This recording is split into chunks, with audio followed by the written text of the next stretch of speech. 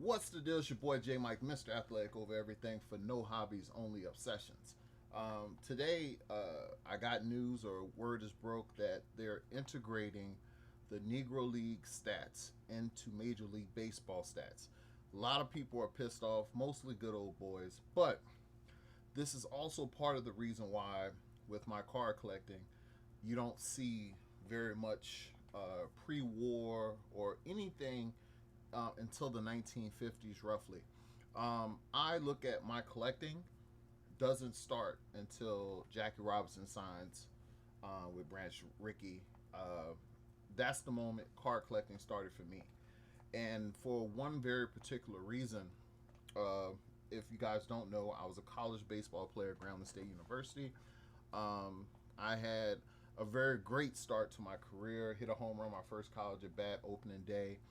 Uh, was hitting bombs. I probably hit 40 bombs in spring ball against our pitching staff. We had one of the best pitching staffs in the nation during that time. And I thought that Major League Baseball would be where I would go. Thought my career was over after a back injury. And it's funny that I'm a professional power lifter now. But with that being said, I remember being a kid and I was always a historian of baseball and used to hear about Josh Gibson, Satchel Paige, and many other guys down there in the minors. In the Negro Leagues, you would hear about them. But I remember there was a older guy that came and spoke to our school who was in the Negro Leagues, and my question to him was, as like an 8, 9 year old, was how good was Jackie Robinson, right? And he told me that Jackie Robinson wasn't a top 25 baseball player in the Negro Leagues during that time. And I was like, damn, well, he was the first. But they also go on to tell you how he was the most equipped, the most, the best read to go down there, also be able to handle all the scrutiny that he would have to endure as the first breaking the color line, right? And a side note, my dad, who graduated high school, I believe in 1960, year my dad graduated, it was 66 or 67. He would have been the first African American in the SEC. Bear Bryant came to my grandmother's barroom and offered a scholarship, but my dad turned it down to go to Grambling State University with the great Eddie Robinson. But these color barrier things, sometimes you have to have the right temperament in order to go through some of the stuff that these guys went through. And my dad was not the type of guy that could have done it. So he went to where he probably was best off going.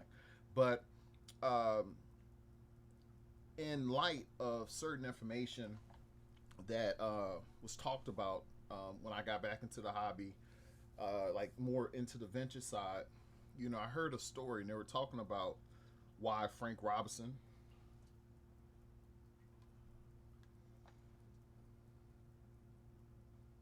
Hold on, let's get you right.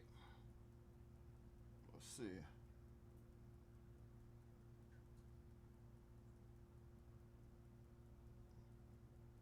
Anyway, well, this is a Frank Robinson rookie card. It's a really nice copy.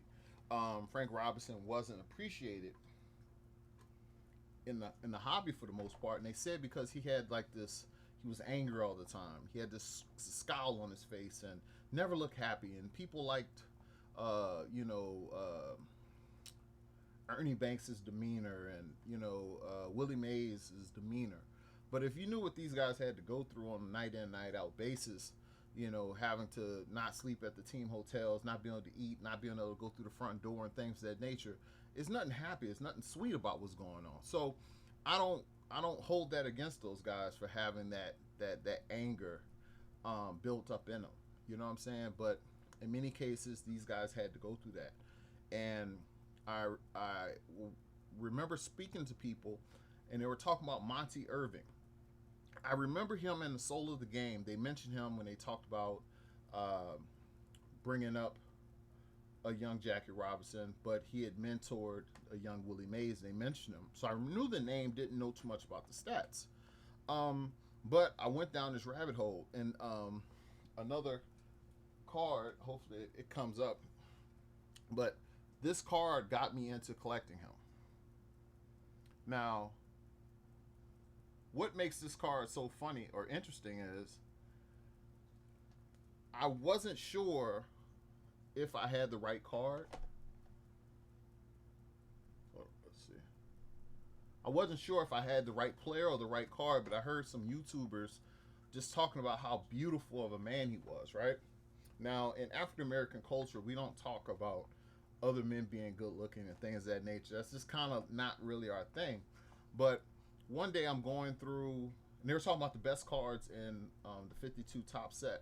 And one day I'm just scrolling through, and I saw the photo, didn't recognize the name so much, and I was like, that has to be the guy they're talking about. And sure enough, it was the 1952 Monte Irvin.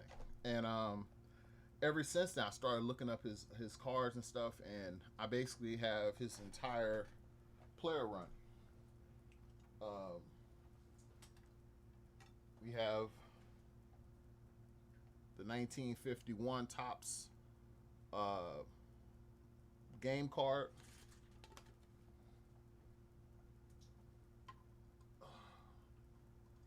And we also have the 1951 Bowman, but I have all of them. Now, I'm just gonna go through some of my spares because I have the entire player run. But we have the Burke Ross,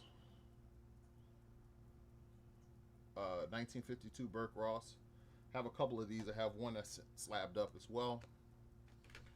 We also have another copy of the 1952 Bowman.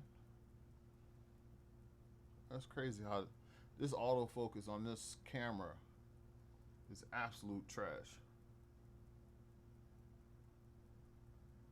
We have the 52 Bowman. We have 55 Topps. I have probably 5 of these. We have it in a 3. We have it in a 4. Have a 1956. This is a 3. We have the 1954 and PSA MC5, which is a very nice copy. We have 1954 in a SGC4. And probably one of the more famous of his cards, you have the 1953 Bowman Color in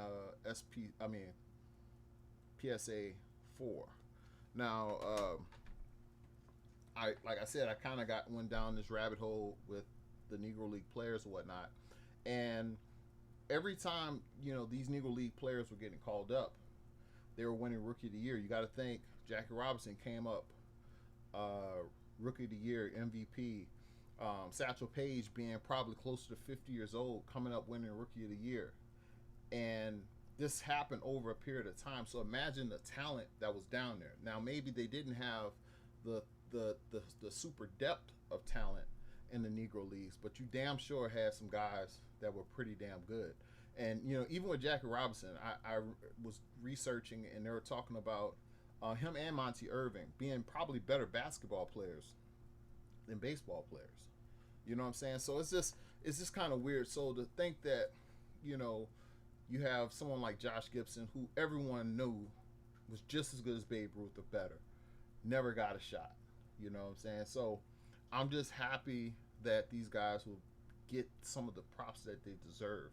And the fact that today Josh Gibson has some of the all-time records now has pissed quite a few people off. But I do enjoy it. I think it's pretty interesting. I think it's pretty funny.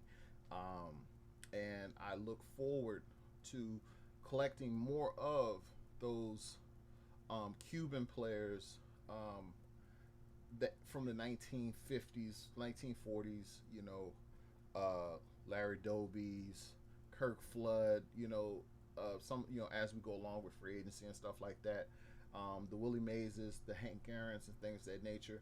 That's the direction I'm going with my vintage, like my super baseball vintage stuff. Of course, I collect 1950s football, basketball as well. But I'm just happy this happened today, and I look forward to doing even more collecting. You know, there are probably like 4 more off the radar Monte Irvin cards that I have to acquire, and yeah. So I just wanted to share that with you guys. One day I'll show you guys all of my Monte Irvin cards because I have a bunch of them. I even have the doubleheader 1954 SGC. I have the 53. We got the tobacco with the tab. I have it without the tab as well. Got a bunch of stuff, man. But I just wanted to make this video talking about that. And I'm curious if you guys think that their stats shouldn't be counted together. It's always up for discussion. But until next time, no hobbies, only obsession. You also go to my website, athleticofeverything.com. I have some cool apparel as well as my rookie card. Like I said, I'm a professional power lifter. All that stuff is on there. I got some cool stuff. Holla at your boy. Later.